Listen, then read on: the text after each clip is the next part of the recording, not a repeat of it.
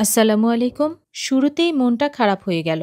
কারণ কিনে আনা স্টেকের টুকরাটা নরমাল হওয়ার পর যখন দেখলাম এটা ফাটা। ৳৫৫০ দিয়ে এইরকম একটা টুকরা কিনে আনার পর যদি এই দশা হয় তাহলে মন তো খারাপ হবেই। আর ফেলে দেওয়া যাবে না, তাই এটা দিয়েই কাজ চালিয়ে নিতে হবে। শুরুতে যে কাজটা করতে হবে, উপরে সামান্য লবণ এবং সেই সাথে কালো গোলমরিচের গুঁড়া খুব ভালোভাবে মাখিয়ে নিতে হবে।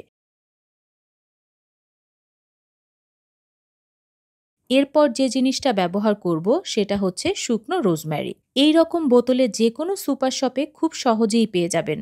আর যেহেতু ফ্রেশ ব্যবহার করব না এবং এগুলো টুকরা টুকরা করা থাকে, তাই স্টেকের উপরে খুব সামান্য পরিমাণ দিয়ে খুব ভালোভাবে মিশিয়ে নেব। এই টেকনিকটা আমি শিখেছি ঢাকার একটা স্টেক হাউসের শেফের কাছ থেকে। একইভাবে উল্টে দিয়ে সেই একই জিনিস আবার রিপিট করতে হবে, অর্থাৎ লবণ, কালো গোলমরিচ এবং রোজমেরি অ্যাড করব। এবার আপনাদেরকে একটা টিপস দিচ্ছি, সেটা হচ্ছে ফ্রিজ থেকে বের করে ঠান্ডা অবস্থায় কখনোই এই মাংসটা মেরিনেট করতে যাবেন না বা স্টেক বানাতে যাবেন না। অবশ্যই নর্মাল টেম্পারেচারে নিয়ে আসবেন, তা না হলে কিন্তু জিনিসটা ভালো হবে না। স্টেক রান্না করার জন্য অবশ্যই একটা হেভি বটম টাইপের ফ্রাইং প্যান নেওয়ার চেষ্টা করবেন। আমার কাছে একটা গ্রিল প্যান রয়েছে, আমি সেটাই ব্যবহার করব।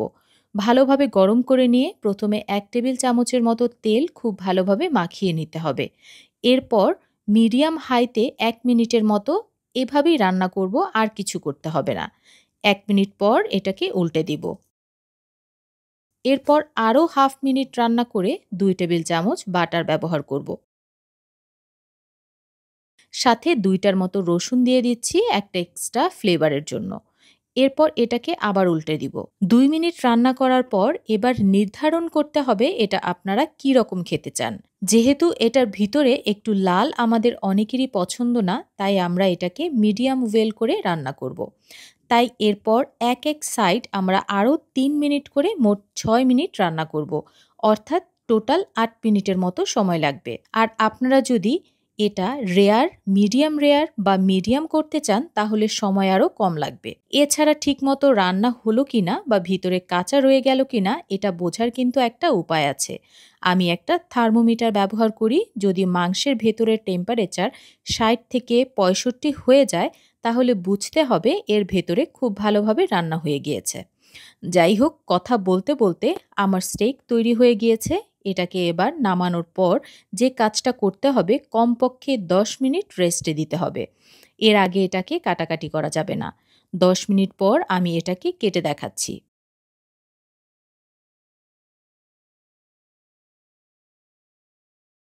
ঠিক যেমনটি চেয়েছিলাম তেমনটি হয়েছে। আর রোজমেরি ব্যবহার করার কারণে এটা একেবারে রেস্টুরেন্টের মতো স্বাদ এসেছে। ৮ মিনিটেই এটা খুব ভালোভাবে রান্না হয়ে গিয়েছে। আশা করি আজকের টিপস এবং ভিডিওটা ফলো করলে আপনারা বাড়িতে স্টেক তৈরি করে ফেলতে পারবেন।